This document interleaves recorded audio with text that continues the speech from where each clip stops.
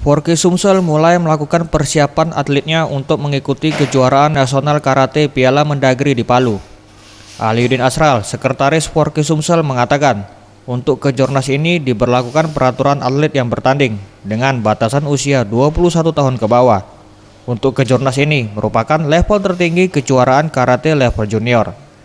Sebanyak 33 atlet disiapkan pihaknya agar Sumsel dapat berbicara banyak di ajang tersebut. Selain sebagai bahan latih tanding untuk atlet junior, kejurnas ini digunakan Forky Sumsel untuk mencari atlet pelapis yang akan disiapkan untuk mengikuti ajang PON 2020.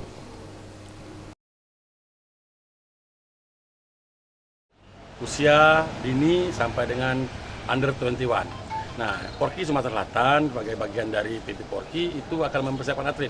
Kita sudah dapat undangan, insya Allah pelaksanaannya di tanggal 23 sampai 25 Maret itu di Palu, Sulawesi Tengah. Dan kita sudah mempersiapkan atlet-atlet kita berdasarkan hasil seleksi yang kita akan ajukan dengan KONI Sumatera Selatan. Kiranya Forky Sumatera Selatan dapat berpartisipasi karena ini sangat penting. Karena kita menjadikan ajang ini sebagai mencari. Piala Mendagri akan mempertandingkan 37 nomor dan diikuti 34 pengda Forky se-Indonesia serta 25 pengurus besar perguruan karate. Tim Liputan Sriwijaya TV.